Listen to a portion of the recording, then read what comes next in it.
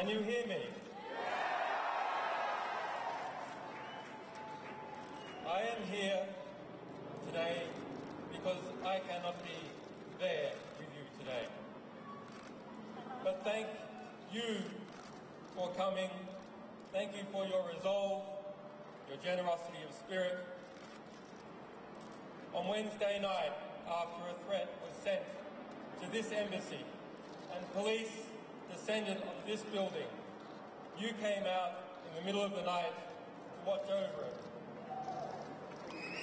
And you brought the world's eyes with you. Inside this embassy after dark, I could hear teams of police swarming up into the building through its internal fire escape. But I knew there would be witnesses, and that is because of you. If the UK did not throw away the Vienna Conventions the other night, it is because the world was watching. And the world was watching because you were watching. So the next time somebody tells you that it is pointless to defend those rights that we hold dear, remind them of your vigil in the dark before the Embassy of Ecuador.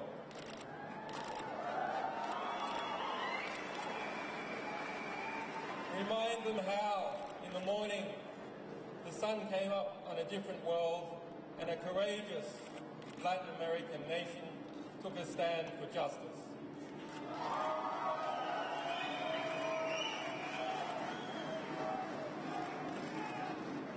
And so to those brave people, I thank President Correa for the courage he has shown in considering and in granting me political asylum. And I also thank the government, and in particular Foreign Minister Ricardo Pitino, who upheld the Ecuadorian constitution and its notion of universal citizenship in their consideration of my asylum. And to the Ecuadorian people for supporting and defending this constitution.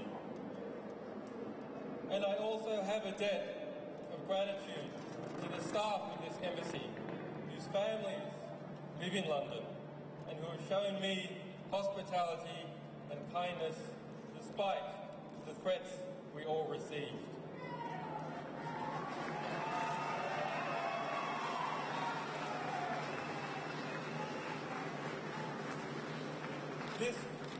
This Friday, there will be an emergency meeting of the foreign ministers of Latin America in Washington, D.C.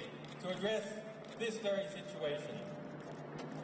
And so I am grateful to those people and governments of Argentina, Bolivia, Brazil, Chile, Colombia, El Salvador, Honduras, Mexico, Nicaragua, Argentina, Peru, Venezuela, and to all other Latin American countries who have come out to defend the right to asylum.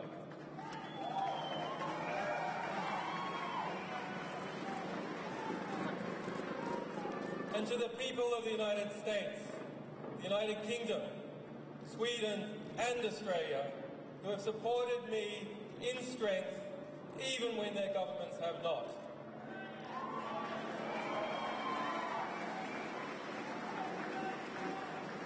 And to those wiser heads in government who are still fighting for justice, your day will come.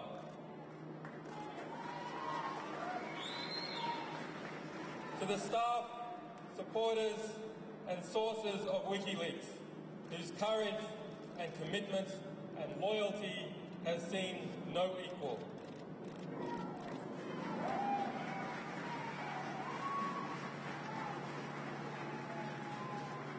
To my family and to my children who have been denied their father, forgive me, we will be reunited soon.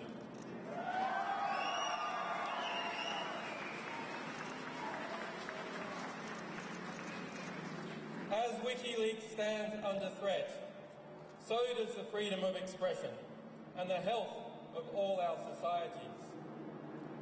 We must use this moment to articulate the choice that is before the government of the United States of America. Will it return to and reaffirm the values, the revolutionary values it was founded on? Or will it lurch off the precipice, dragging us all into a dangerous and oppressive world in which journalists fall silent under the fear of prosecution and citizens must whisper in the dark? I say it must turn back. I ask President Obama to do the right thing. The United States must renounce its witch hunt against WikiLeaks. The United States must dissolve its FBI investigation. The United States must vow that it will not seek to prosecute our staff or our supporters. The United States must pledge before the world that it will not pursue journalists for shining a light on the secret crimes of the powerful.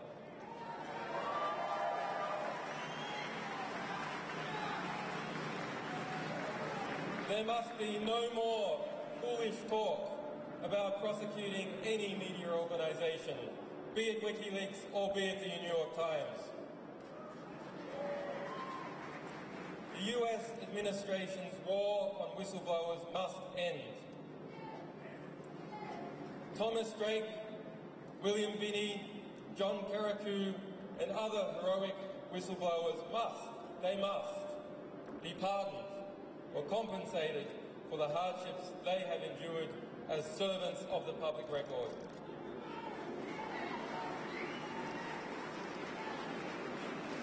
And to the Army private who remains in a military prison in Fort Leavenworth, Kansas, who was found by the United Nations to have endured months of torturous detention in Quantico, Virginia, and who is yet, after 2 years in prison, to see a trial, he must be released. Bradley Manning must be released.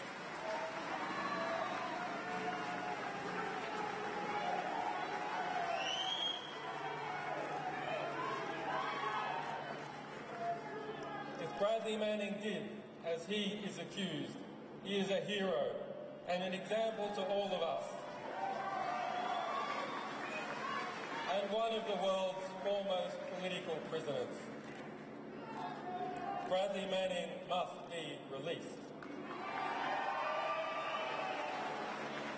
On Wednesday, Bradley Manning spent his 815th day of detention without trial. The legal maximum is 120 days.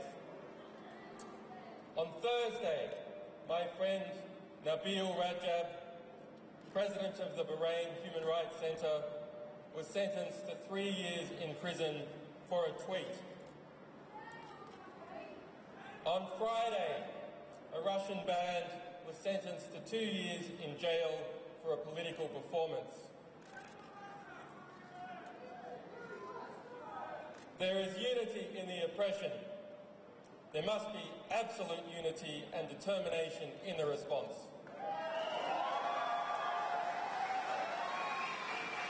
Thank you.